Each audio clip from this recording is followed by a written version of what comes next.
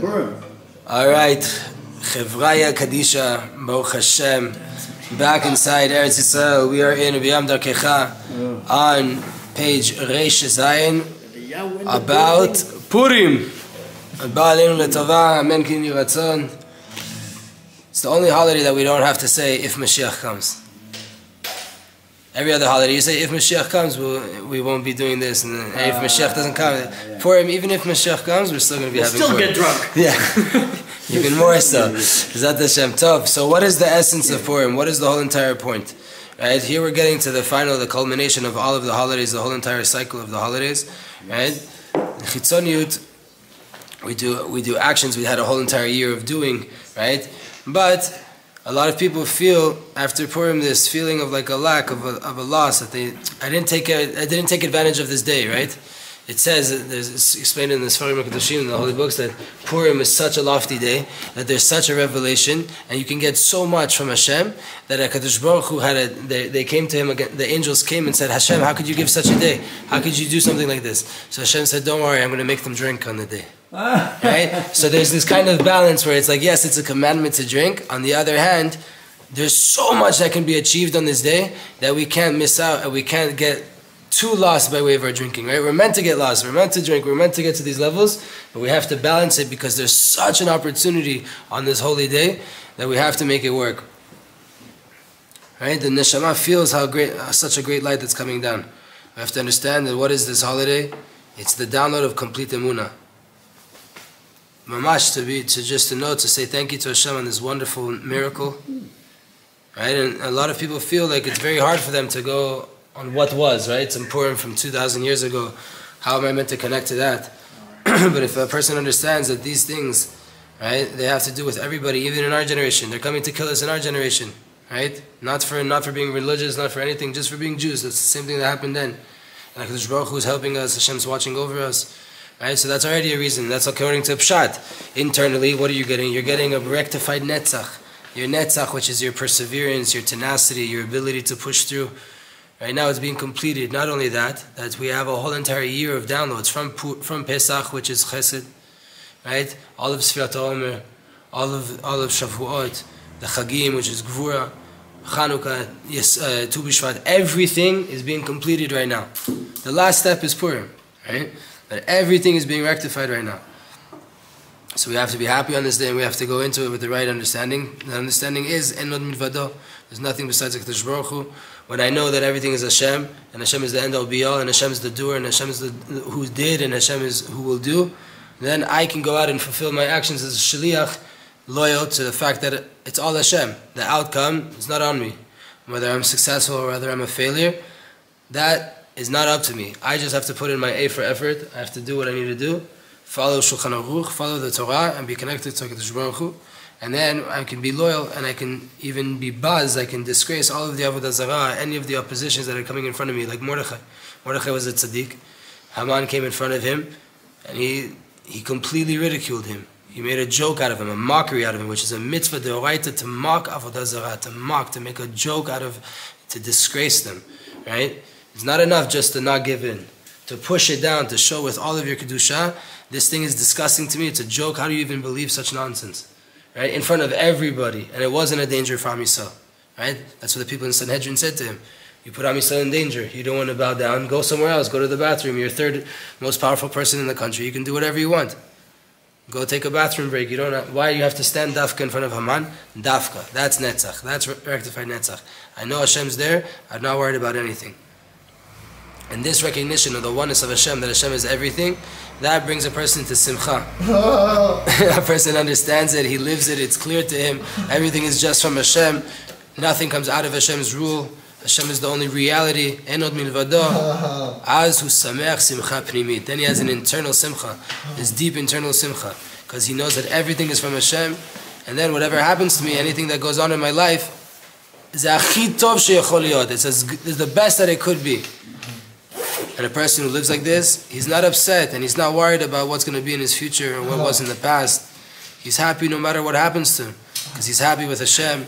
He's happy that he has such a beautiful, powerful, strong, mighty Father in heaven, that everything he does, everything happens in our life, it's all included in the love of Hashem. Negila v'nispecha bach.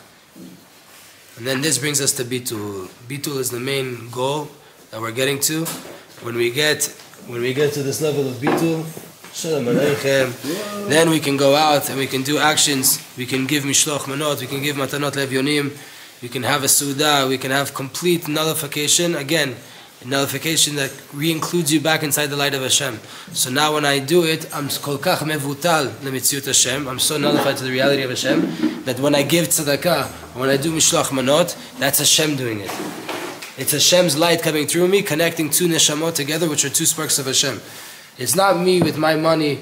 It's not me with my money, right? I have money and I'm giving it away. Like in English they say charity. No, it's tzedakah. Tzedakah is righteousness. That means that money was meant to be in that person's hand from the creation of the world, and only now that action was completed, that's righteousness that was brought into the world. Charity is I have money and I give my money to someone else. And when I can do that, then I have the clarity that I need in order to do all of these different actions that are needed in the world. It doesn't work. Right here. Or right here too. I'm here in the center. This is. It doesn't work. It doesn't work. It doesn't over work. here. Yeah. I'm charging my phone. All of the mitzvahs of the day, they drill this light into us. Right? This holy holiday and all of the mitzvot, every single Jew can come to this truth, to take immense pleasure on the bitul of Hashem, and acquire this for the whole entire year. Again, that's what we're trying to do, right? We're trying to download these lights and make them part of us. So it's not some kind of makif, some idea that surrounds us. No, it becomes our life. It becomes how we act. That every action we do it with clarity of Hashem. On Purim is the time that the heart of Jews is open. Every single Jew can merit to see Hashem in the true reality within creation, within this world. You don't have to leave this world and die and go somewhere else. No, from here inside your life, you're going to be connected to Hashem. And all the mitzvah that we have in that day, that's what their job is. To teach us this great big idea. That we will be able to understand without any astara, without any concealment, without any confusion, the reality of Hashem and the oneness of Hashem. So we merit to Hata oret al adat ki Adonai hu Elohim en od milvado. Now you made it known. You had brought it consciously to the people that Hashem is Elohim. Hashem, the transcendent one, He's everything you're experiencing in this world. All the hardships, everything that you think is Elohim, that is Hashem. That is the mercy of Hashem. En od milvado. There's nothing besides Him at all. And with that knowledge, then we'll be able to live proper lives, true lives. And then let's go and do a quick review of all of the mitzvot. First things first, we have the Megillah. Right? The Megillah is the reading of the scroll, the Igeret from Mordechai and Esther, right? That was written with Ruach HaKodesh.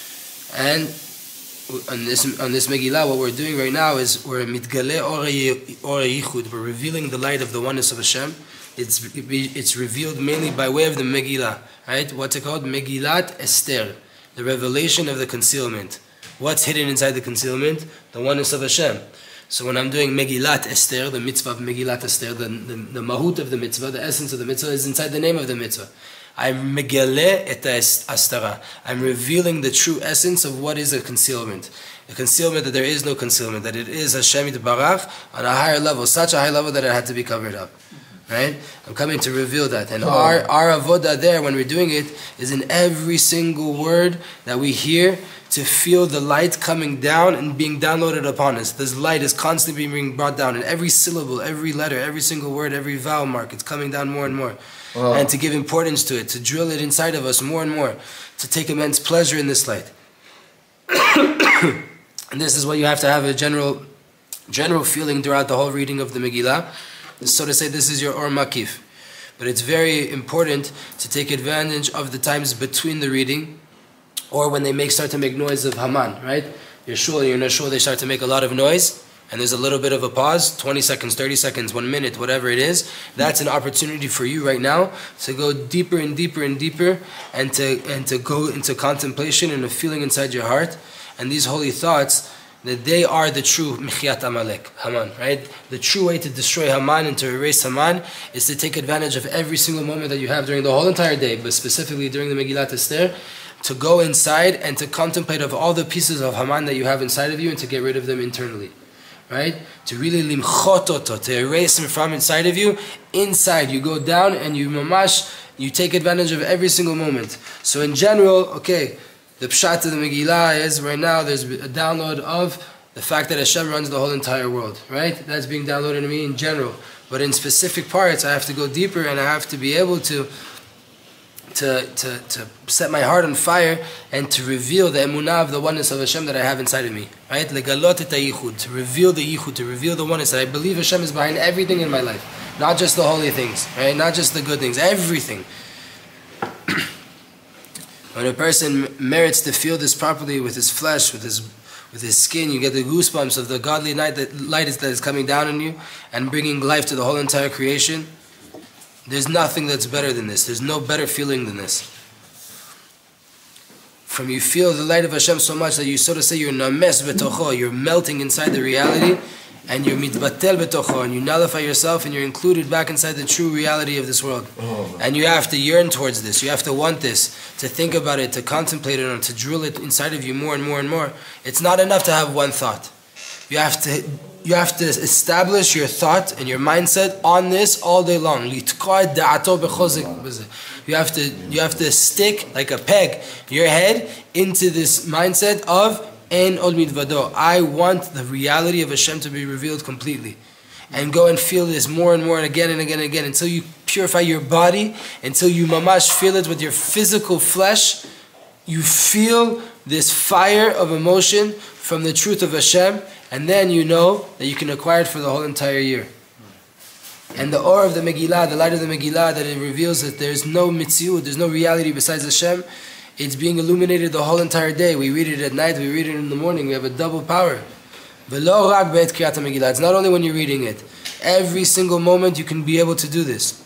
To feel how this godly revelation is bringing you to simcha, to immense simcha, and it's causing you to want to nullify yourself into Hashem with ta'anug atzum, with immense pleasure, from a recognition in Hashem's oneness. This is the Megillah. The Megillah mitgaleh or bli kisui. There's a light revealed without any cover-ups, without any concealments. It's revealing Hashem's with us. This e'ara, this illumination comes from Hashem without any levush, without any garment, without any cover-up. And it causes such a great and powerful and clear revelation that the Arizal says that on Purim, specifically at the time of the reading of the Megillah, mitgaleh or Hashem yitbarach kan ba'olam bli kisui. The revelation of the light of Hashem is down here in this world without any cover-up. V'nafshot Yisrael koltot ta'or ha'atzum hazeh. The souls of Israel absorb this light, recognize this light. U'margishot et mitziut Hashem bli gimgumim. The souls of Israel start to feel the reality of Hashem without any hiccups, without any stutterances, without any delays, without any problems. Complete pure light. Right? Megillah. What's Megillah? Megaleh, to reveal, is Gematria Ayin Het, 78, which is 3 times Yud Kei Vav Kei. Right? Megaleh, to reveal 3 times Yud Kei Vav Kei. This is a kavanah that we have in food. Lechem is the same Gematria. Bread is the same Gematria. 3 times Yud Kei Vav Kei. That you have one in front of you, one to the right, and one to the left. And you don't have to look back because we never look back. We're always looking forward, right? And so I get to the airport. It's so funny. In the airport, I come to Davin, and you're surrounded by people, right? And this chassid standing there, he looks at me and says, I don't know where I never talked to this guy in my life. He doesn't know me. He says, Rav Yitzchak Morgenstern never looks back when he's davening. Why? Because all he has is a siddur. All he has is a siddur. He's always looking forward. I was like, what? Where do you come with this, Rav Yitzchak? Out of any Rebbe in the world, Rav Yitzchak. I've never seen him turn around. He doesn't. He's just for it. Yeah. But who would say that? Right in the middle of the in the middle of JFK, this chassid. Rav Yitzchak never looks like that. JFK. Alright, so this is the Megillah, meaning to recognize the oneness of Hashem, to feel Him b'makom ha'aster, in the place of concealment, in this world. That's where you want to feel Hashem. This physical world that has yesh inside of it, has ego, it has I inside of it. There's so many concealments, the truth is covered up. That's where you want to do it. Right? And we have to strengthen ourselves to hold on to the emunah and onto the consciousness, the oneness of Hashem, to feel Hashem in every single moment, even when we don't see Hashem revealed. Right? So that's the Megillah. You can't be worried about the past, you can't be worried about the future, you have to be focused on right now, which is downloading the light of the Megillah. Right? And the Megillah download is all inside. It's all inside. I had another footnote here that he says in short that everything you see that they try to do to us in the Megillah, it's shown to you in the Megillah how that thing that they prepared against us was used against them. Right? So strengthen your emunah to see when there is an astara, when there is a concealment, know that that concealment will be used in order to become the biggest revelation. And then you have Sudat Purim. When after that, again, Al Pi Kabbalah, just so everybody knows, in order to activate the lights of Purim, immediately after you pray in the morning, which Mina Ra'ui, you should pray at Netz, but whatever minyan you're in, right? As soon as you finish praying, Matanot Le'Evyonim, right? 2 meal-worthy monetary gifts to poor people, right? You can give it to the Beit Knesset if there's going to be someone that's going to give it out on that day. Two portions of food, right? What is it, 30 shekel today? I don't know, 26 shekel, 30 shekel? 10 shekels, man, for a falafel. Where do you get falafel for 10 shekel? Yo, any money... Not in an hour, you know? Any money you spend on a mitzvah is like an investment. So put in 26 at least, you can all afford it, right? Give your, whatever it is, give your manah 17, 20 shekel, 30 shekel, whatever it is, give it double portion, and start hamotzi with a cup of wine immediately. You want the lights of Purim to start? Don't wait for your Suda. You're going to a Suda at someone else's house? No problem. You go home, make sure you have a lachmaniya, a roll, a pita, whatever it is, have a kazait and a cup of wine, or eat. Make a birkat hamazon, or have in mind already from then that the whole day you're covered underneath birkat hamazon, right? Because you're going to go from Suda hopping. But you have to eat a little bit every hour. But you want to activate it as soon as possible. How much per hour? No, bite, I know. Kitzu. So that's it, right? So that's the internal download is during the Megillah. Now we come to Sudat Purim. In the Suda of Purim, right, everything is now coming down to the Chitzoniyut, is to the external. The Megillah was all internal. In Purim, we got this download that everything is Hashem, but now we want to make it that will be my actions too. Very nice, I know it internally. I listened to the story of the Megillah twice, right? Now what about living it? After we receive this in the Megillah, this great light, this one light of the Yichud, our job now is to take this light and to feel it even in our emotions tangibly, and emotions specifically that bring to actions, right? Classically, there is the 3 emotions, Chesed, Gvura, and Tiferet, right? But those are emotions, pure emotions. They don't do anything. They're pure emotions. Netzach, Hod, and Yesod are the offspring of those emotions, and those are emotions that cause actions, right? That's why they say the legs are Netzach and Hod. Right? Because it's actions, it's about doing. When we read the Megillah, the light comes down as an intellect, as a knowledge. And we understand it's the truth. We understand there's Ein Od Milvado. And this light comes down into our heart and starts to illuminate us more and more and more, until we feel it in our heart. And then, in the Suda, when we start to do the mitzvot, this light comes down more and more and more and starts to be revealed in actuality. There's 2 different types of emotions, right? There's emotions that stay in the heart, and there's emotions those emotions that stay in the heart, they don't get translated to actions. They stay there, they're clear in your heart, you know what you're feeling, but it might not come out, it might not be expressed. And there's manifested, exactly. Right? And there's another type of emotions that there are hagashot ma'asiyot, action-oriented emotions. Right? Action emotions. That you feel this emotion, you feel a feeling that you're pushed and you want to go do an action. It's not enough. I feel such a passion, such a movement that I have to bring it out. I need to do something. Right? Like you could ask a person, do you love someone? You said, I don't have to. What do I have to do to prove my love? I love them. You know, there's not too much there. But if you can get to such a level of love, that you can get to a point where a person's willing to sacrifice their own life to go save someone else's, right? That love came from Chesed, it already is now, it's part of Netzach and Yesod. It's everything, it's in your Kishkin so much that love is not enough. You see that person in a problem, you drop everything and you go to move it. That's the intense level that we're trying to get our emotions at. It's not enough just to have a nice emotion in your heart and feel I love every Jew. No. Do you feel like right now you want to run outside of your house during your meal and go give gifts and money away to Jews? That's what we're trying to get to on Purim. That's why we eat. right? We want to get to emotions that are going to cause us to do something. This is the avoda. This is the work, the intention that you have to have while you're eating, to go deeper and to drill in this recognition and these emotions of the oneness of Hashem that we received by way of reading the Megillah, until we feel it as a complete reality, and we mamash tangibly feel ein mitziut libri'a ve'rak Hashem yitbarach nimtza kan. There's no reality to this creation. The Matrix is a bluff. It's nonsense. It's only Hashem. Until that causes you to go out and do actions that express that, to get up, to dance, to sing, to cry, to want, to be happy. Right? And the idea of dancing and clapping your hands is that the neshama internally is so aroused and feels it so strongly that it wants to express it outwards in an action, and a person gets up and starts to dance. It's an internal thing that comes out. And the internal aspect of a dance is that a person feels how all of the motions in his body, all of his dance moves, everything that's happening to him, all the momentum, it's just the power of Hashem that is coming down the shefa through me right now. In every single movement, there you can find the creator of the world. And by way of this, you're going to get even more passionate about the simcha that you have in Hashem. You're going to be more nullified to Hashem Yitbarach. Very nice.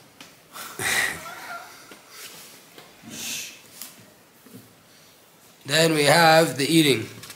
Eating is the connection, the bridge between physicality and spirituality. By way of eating and drinking specifically, because when we come to eat, eating has the ability to connect the emunah to the most physical reality that we have. To take this light of knowledge into an emotion that I can feel it tangibly, that I live it. And now it causes me to do actions. The avodah of eating, the work of eating in general, is that when you come to eat and you come to drink, you have to feel how this pleasantness and this benefit that I'm getting from this physical taste, this physical food or drink, and the vitality that comes out of it and the vitamins that come out of it, they all come from the light of Hashem, and that's where I take my pleasure, right? It's not about the food, the physical food, it's about the spark of Hashem that's inside there. Meaning when I come to eat, I have to contemplate that this physical thing that I can see with my eyes is just a vessel, just an envelope to cover up the godly light, and this godly light is what I take my immense pleasure from. That's the true pleasure. And then when you start to feel the taste and the pleasantness and the delight of eating this thing, and you feel it with your physical senses, you translate it in your thoughts to what they really are. Ta'anug ruchani b'dvekut b'borei yitbarach. Immense spiritual pleasure in clinging to the Creator, blessed be He. The power of the sanctity of eating in a holy way is very powerful. That you can even get to it by way of eating, by way of thinking about the Creator in the time of eating, to illumination of the divine will of Hashem. Meaning that your will aligns with the divine will of Hashem. That you start to understand what is the divine will of HaKadosh Baruch Hu. What does Hashem really want from this world? You can get to that place if you think about Hashem when you eat. You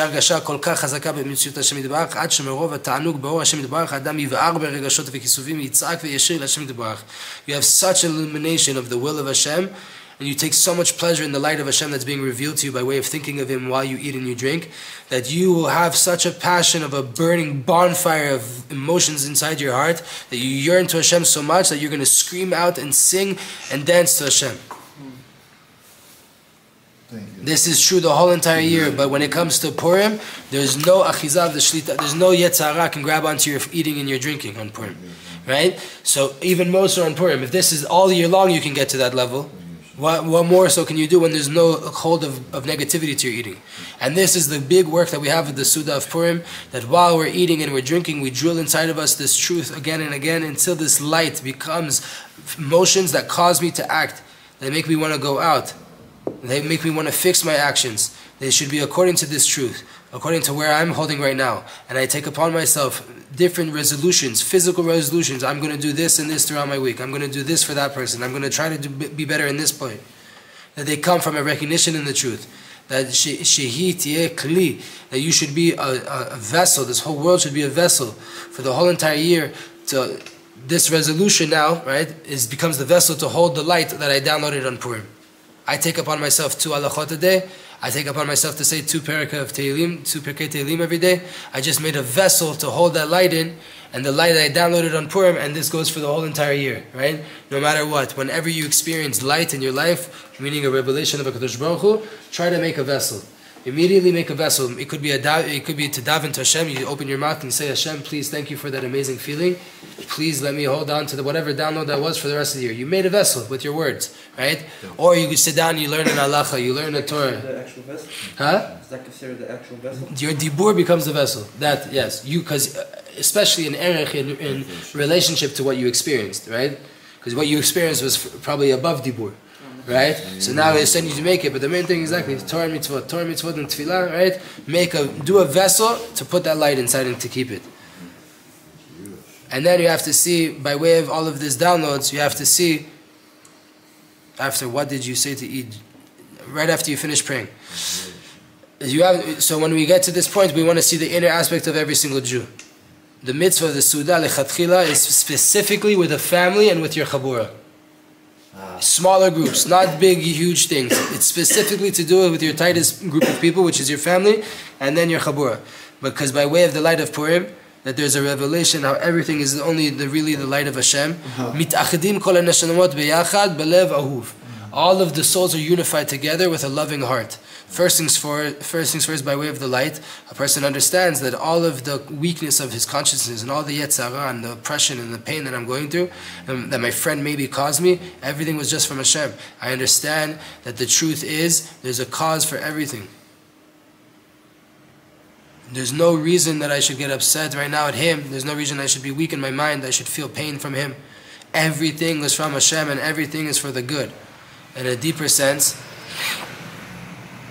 yes, the drinking is during the Suda, specifically during the Suda. V'yoter omek, in a deeper sense, there's a power by way of the light of eating on Purim to reveal the truth until you feel it as a complete reality. That it becomes your nature. That the downloads of Enod Milvado, there's nothing besides Hashem. These are not beautiful ideas that we talk about on Tuesday nights, Thursday nights, and the off days, right? These are things that this is my reality. This is my teva. My teva is that you don't exist. You never pissed me off in my life because you don't even exist. Hashem's there, right? I don't see these things. I don't fall to these things where they affect me. It's all Hashem all year long, and you see only the internal aspect of your friend. You see his neshama all the time. That's what you have a revelation of. When you look at a Jew, you see his neshama. You don't even see flesh. You see soul. You see a part of HaKadosh Baruch Hu. Shu ben melech v'aben hu chelek me'aviv. You see your friend as the son of a prince of the king, and the son is a part of the father, right? If he's the son of Hashem, that means he's a piece of Hashem Yitbarach. How could I hate him? How could I have a problem with him? If I have a problem with him, Rabbi Nachman, we said this a few times in the Chabur, right? Rabbi Nachman says, if you really have Ahavat Hashem, you would have Ahavat Torah v'Ahavat Yisrael, right? If you love Hashem, you would love the Torah and you would love Hashem. And if you have a problem with a Jew, every Jew is a letter in the Torah, that means you have a problem with a letter in the Torah. And every letter in the Torah makes up one big name of Hashem, which means you have a problem with Hashem. So if you have a problem with a Yid, you have a problem with the Torah, which means you have a problem with Hashem. If you have a problem with Hashem, you have a problem with the Torah, it means you have a problem with all of Am Yisrael. So we want to be aligned, we can't do that. Isn't that any Gashmius? Is it what? Isn't that any Gashmius? Any Gashmiut? Yeah. Of course, but here is already mamash. The neshama is dependent on the Torah, because it says, right in the Zohar, Kudsha Brichu, Oraita, Yisrael Echad. Those things specifically. Everything depends on tshuva. Everything depends on the tshuva. You could always do tshuva. And then we get to the yain, the best part. Baruch Hashem, Mishteh yain, and you have a carrot steer. Oh, I have to taste some of this. Oh, the tzaddik on the bottom. Baruch Hashem, Rav Moshe. What wine is it? Bring holy children in this world. Rav Shai ben Moshe. Baruch atah Adonai L'chalam borei pirei gever. Amen. It's from the Judean hills. Baruch Hashem, Mishteh yain. When we get to the work of drinking, what's the work of drinking? Whoa. Chazal said, Chayav inish levisume befuria ad delo yada ben arur aman baruch Mordechai. Chazal said, a person has to become fragranced, spiced, befuria and Purim, ad delo yada, until he doesn't know, between cursed Haman and blessed Mordechai. You have to get spiced to that level. Vine be'emet, Bisume comes from bosim, comes from this fragrance, from perfume, from scent. V'ine be'emet ha'matzav she'shichut. You want another word for getting drunk. Sounds like herb. Just to tell you, there's a guy in Detroit. He told me of his minhag. Is on Purim. On Purim, they go to the shvitz, they go to the sauna, And he takes the wine that he has left over from the Sudan, he pours it on the rocks, and he sits inside the sauna with all the wine. It goes inside his pores. That's his come down on Purim, America stuff. Baruch Hashem. And the truth, we should. Right? The point of being drunk is in the Torah is completely far away from the ways of the Torah. Right? Because not only is this not the way of the Torah to do shtut all the time, it's also a big pugam. There's a big blemish here when you get drunk. Because when you get drunk, a person takes himself out of the obligations of Torah and mitzvot, and from the recognition of Hashem. You lose consciousness of Hashem. You lose an obligation. You're not commanded to do mitzvot at that point because you're out of your mind, right? And if you choose to do that by choice, right? You choose to put yourself in that position. It's a very big problem. You chose to take off the yoke of Shamar. It's a problem. If you do it, if you go dafka to get drunk, Purim drunk during the year, you chose to take the Torah off your shoulders, right? And to forget about Hashem. But on Purim, you have a mitzvah, an obligation, lishtaker, to get drunk. And this needs to be clarified. The idea is on Purim, the light of Hashem is so strong and so revealed that every single Jew feels it tangibly. The whole entire land is filled with the honor of Hashem. There's no reality besides the truth of Hashem. And then you're able to lose it. You're able to go out of the vessels, so to say, and to ascend by way of your drinking to a point that's much higher and much loftier, above space and time, out of the limitations of this world, out of the rules of this world and the general practices of this world. Because from such a clear feeling of the truth, the internal truth of the world, that this whole entire world doesn't have so much importance. It doesn't have a true reality. This thing is not real, what we're going through. It's all a matrix. The whole entire year, since Hashem put us inside this reality, this low reality, we're not allowed to nullify it. 354 days out of the year, you're not allowed to be drunk like you're on a Purim. One day you have to remember that it's all nonsense. And to go out of it, to do an action that literally takes you out of the limitations. You have to do a physical thing that takes you out of it. Right? During the whole entire year, we're not allowed to do an action that takes us out of it. We just have to know in our head and in our emotions that there's nothing besides Hashem. Meaning, if someone comes to kill me, I'm going to defend myself and I have to kill him. Right? But if someone slaps me, as long as it's one slap and he's going to walk away, I remember Hashem Yitbarach right now. We're talking a Jew here. If he's not a Jew, off with his head. But if it's a person that comes and he offends me, he disrespects me, whatever, in my head and in my emotions, I have to know enod milvado, right? Because there's no halakha to beat him up. Right? A person cuts you off in traffic. Enod milvado. Right? On Purim, it's enod milvado physically gam. There's no drink. If an Arab crosses you in traffic, enoto. Enoto, there you go. Right? Ve'omek bazeh, what's the idea here? Since we're covered up in physical garments, in physicality, and we're limited inside of it, and we're not able to completely understand how everything is nullified to Hashem, how this whole entire world is a matrix. Therefore, we need to behave properly according to our external behaviors as well. So our physicality has to be proper for this world. That there's not a complete connection between Enod Milvado and this world, right? We don't see it clearly. Watch the wine on the table. Don't float over this time. The Hashem Yitbarach made this world like this intentionally. Hashem made it because Hashem wanted a world that He should be revealed by way of our actions, right? That Hashem should be revealed in this world by way of the Jew doing anything. Everybody, that whatever you're going through, whatever things you're passing through in life, you have to know that is Hashem being revealed to you right there. You tap into your emunah and you know everything's for the good. But on Purim, this light is so strong that it even illuminates the lower places in life. And it nullifies everything to Hashem. And therefore, in that time on Purim, we're able to feel adasof. We're able to go completely all the way. Everything is just the light of Hashem.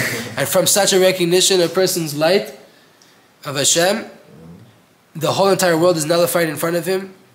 Specifically himself and his ego and his I. And then he's able to go out of this physical limitations and to get drunk.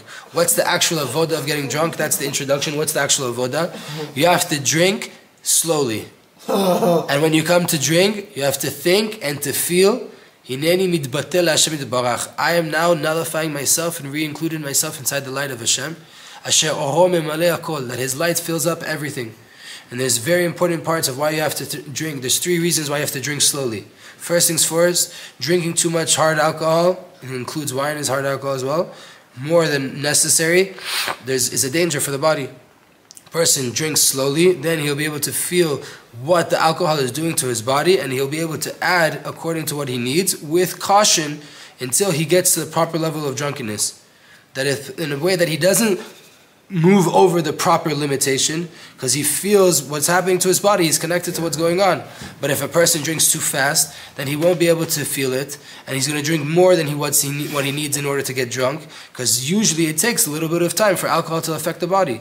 This is the first reason, to drink slowly but surely, in order that you'll be able to follow the influence and the effect that the alcohol is having on your body, and you'll drink only according to what you need to get drunk. Second reason is by way of drinking. Look at this. We're in a Kabbalah Chassidut book, and look what levels of physical musar we're getting, right? Because it's important, especially on the holiday, it represents physicality. Second reason is by way of drinking strongly and fastly. A person get drunk too fast, and he won't be able to go inside the shichut, inside the drunkenness, from an internal feeling. It'll just be external because you treated things like a liquid instead of treating like a spark of Hashem that needs to be downloaded. And now you're not going to be able to approach it properly. But when you drink slowly, then a person is able to go into the drunkenness. He's able to feel himself being nullified. He's able to feel himself lose his borders and boundaries. And then he has a place of dat, he has a place of feeling. Third reason is, by way of drinking strongly and fastly, a person can pass out very fast. And not just pass out like, oh, I fainted and blacked out. No, even to go to sleep, where you get too tired and you have to go to sleep. It's very proper then to take your time, so that throughout the day you'll be able to sing and to beg Hashem and to pray to Hashem and to be happy, and the rest of the avodat HaKadoshot that you need, all the mitzvot that you have to do, and only in the end of the day you'll be able to pass out, and then you won't be lacking anything. Adrabah, there's also sleeping is part of bitul, like we learned, right? Sleeping is the work of bitul. So those are 3 reasons that you should take your time to drink, right? Like we said before, Purim is such a powerful day that there was a claim in Shamayim against Am Yisrael. How could you give a day like this that kol poshet yad notnim lo? Everybody who puts out their hand, they receive. Hashem said, you're right, don't worry though, I gave them also a commandment to drink. Meaning you have to balance between the two. You have to know that you can get whatever you want on Purim. It's such a powerful day, but you also have to get drunk. So more obvious that you have to balance this, because getting drunk is not just some physical thing, it's a mitzvah, it's an avodah that you have to do. And you want to erase yourself and your consciousness and all the things that you have, that your desire to be separate from Hashem, you don't want to be separate from Him at all. And then Be'ezat Hashem, you're going to feel how while you're drinking and you're having these holy thoughts, you're nish'av v'nim'as, you're being sucked up, you're being melted into the reality of Hashem, and you're nullifying yourself to Him completely. And while you're drinking, you drill this into you. And you can say to yourself, I'm being included inside my Father in heaven. I'm like a baby in his mother's arms. How good is it for me right now? And this whole entire world is all a lie. It's all vanity. The only true pleasure is the light in Hashem, the oneness in Hashem. Hashem is the truth. This is what I'm taking with me my whole entire year, to be clinging to Hashem, to hug Hashem, to be with Hashem. That is the true pleasure. That is the true light. This is a meditation that you go through the whole entire time while you're in there.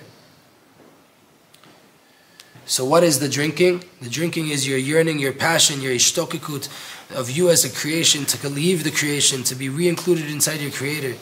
And this is when you have to have intention in the beginning of your drinking.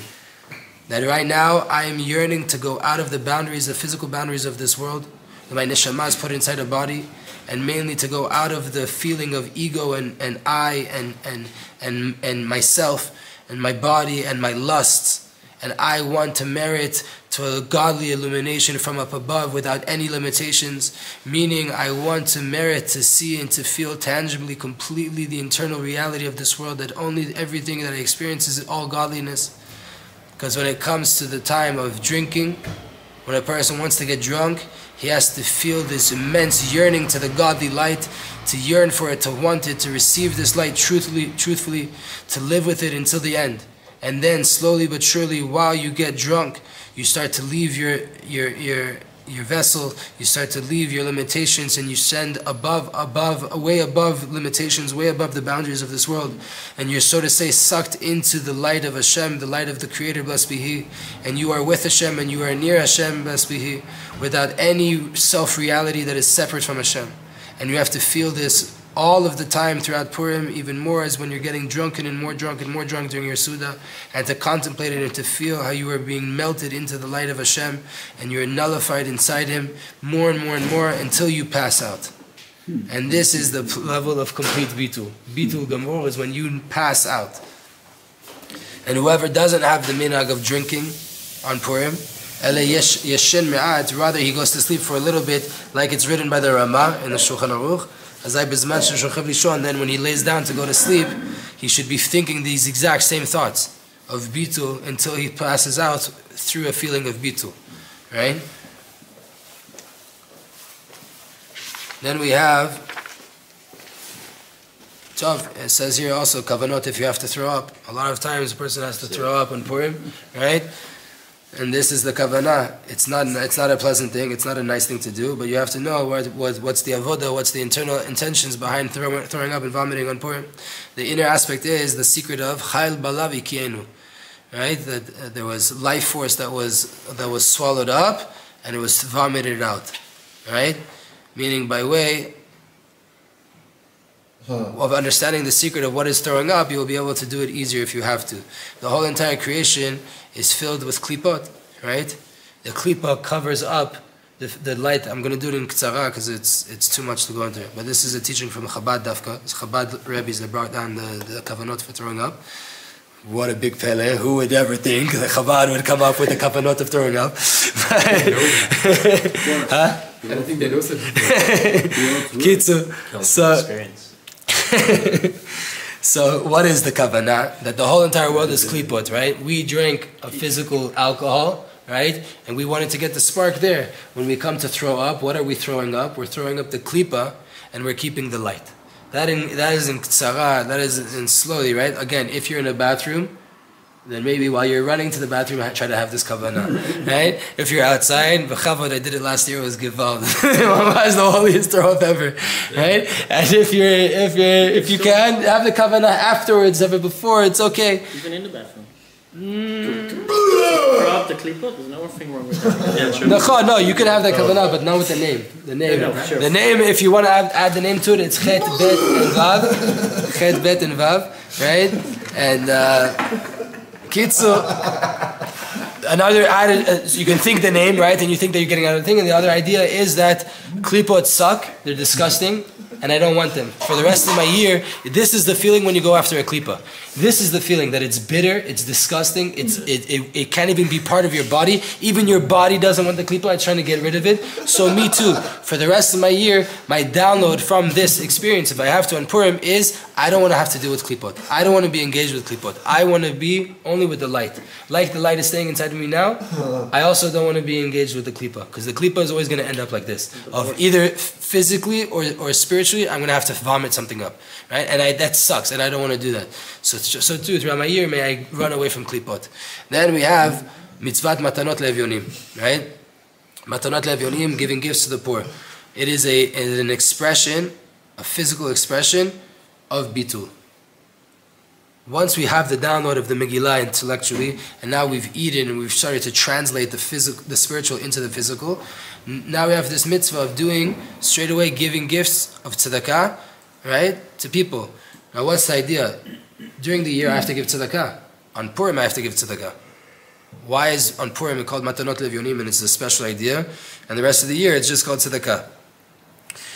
During the rest of the year, you are appointed, each one of us is a treasurer, a ginzbar, a treasurer of HaKadosh Baruch Hu, of Hashem. Hashem deposits inside your account a certain amount of parnasah, a certain amount of money, and Hashem expects for you to do good things. Right? You are the treasurer and the bank manager that provides an allowance for your family and those of you that are dependent on you, and you're also a treasurer for the people in your community in Klal Yisrael that need money. None of it is yours. The job of distributing it is yours. So during the whole entire year, when we have a mitzvah of tzedakah, we are actually also commanded to not just give it out to anybody. Rather, you have to check: is this person fitting for my money or not? Yeah. Hashem made me a treasurer of his portion of money in this world. I was allocated $2,000 this month. Who do I give it to? I can't just give it to anybody. It has to be a person. The more Yirat Shamayim, the better, right? He's not wasting it. He's not going to do bad things with it, right? I'll send you myself. There you go, right? So it has to be the right person. You have a mitzvah, an obligation to check who are you giving your tzedakah to.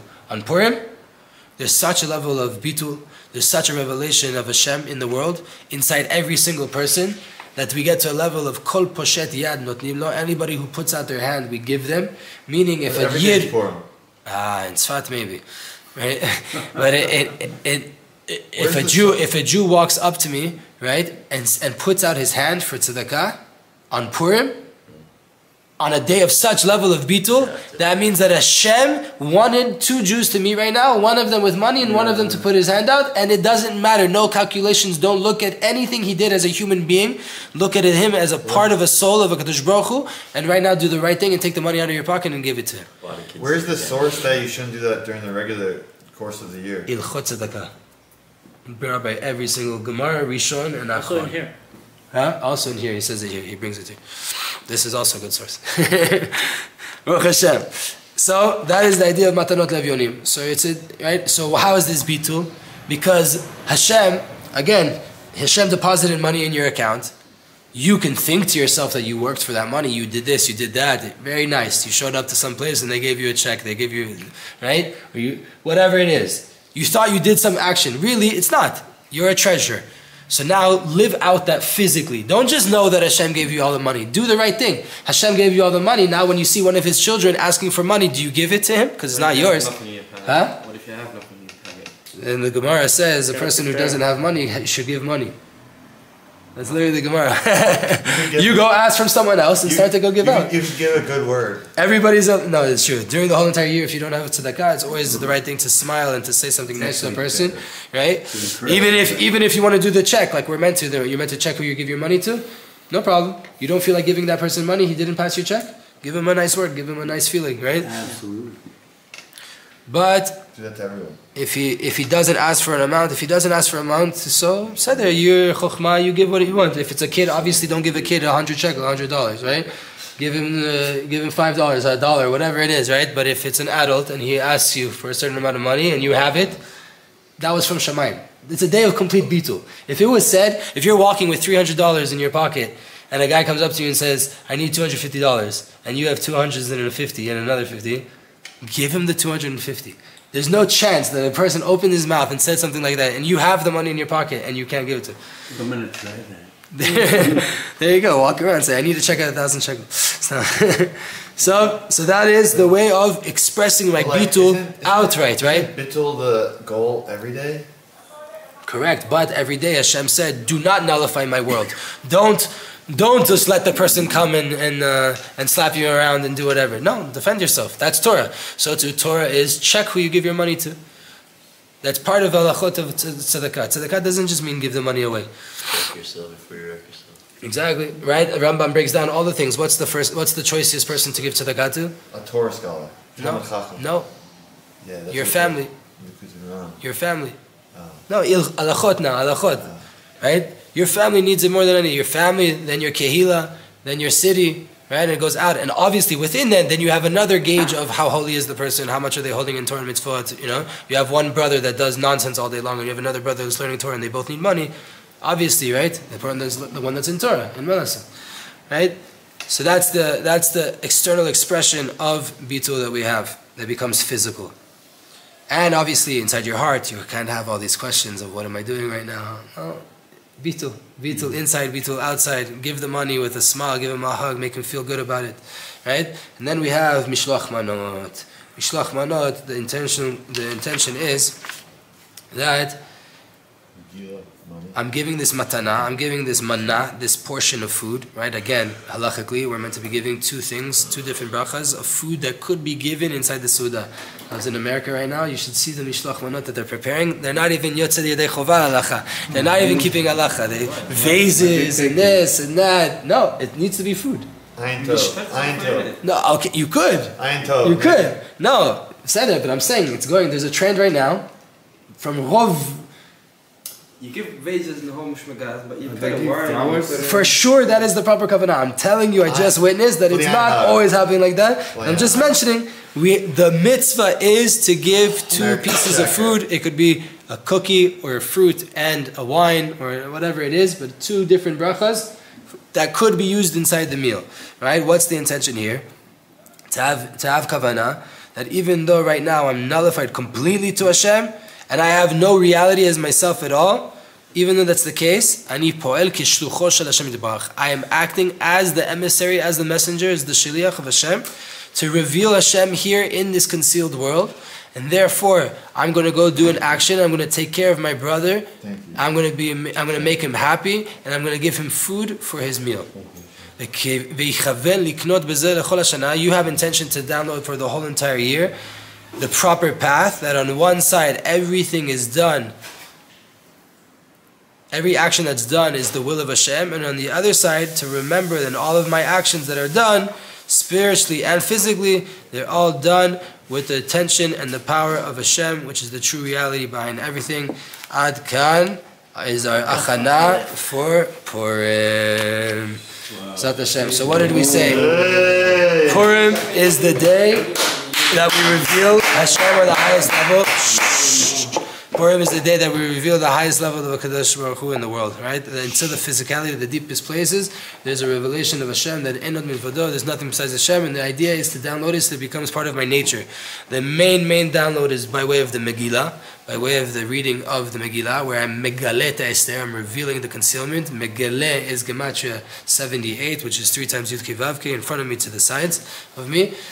And then after that, I want to start to eat. And by way of eating and drinking, I am translating that spiritual light that I downloaded twice in the Megillah into physical emotions that cause me to do actions, that I will get so emotional and so clear about the reality of Hashem that I nullify myself and I get up and I start to dance and sing and everything, right? And then those emotions should push me so much that I want to go out and give money to people. I want to go out and I want to give gifts to people. But how could I give gifts? Who am I to give something on a day like Purim where everything is nullified? Yeah, I'm so nullified that I'm actually even a messenger. I'm an outstretched arm of Hashem, doing the will of Hashem in the world, revealing HaKadosh Baruch Hu in this world. And that is the whole entire idea behind Purim. And every single thing you do, you want to be able to download it, right? To make a kli, to make some vessel that you take it with you for the rest of the year. And one thing that's in here that I know from the footnotes, but I didn't mention it, it's important to mention, that the revelation of the Shekhinah can come in many different ways. It could be that you're in a place during your Suda or during the Megillah, right? That you want to be on fire and you're whatever it is, or during the Suda you're singing, you're dancing, you're all over the place. Givalt, amazing. But it could be 10 minutes later, you don't want to see anybody in the room. And you want to be underneath a talit, you want to be whatever it is, you want to walk away for 10 minutes and go talk to Hashem, that's also revelation of the Shekhinah. Go with the flow. Know that there's revelations in different shades and different colors. It's a whole entire spectrum of color, an array, a beautiful rainbow. And if you get stuck in one way, that this Purim I have to be the party man, and you feel down, your Purim is going to be over as soon as it starts.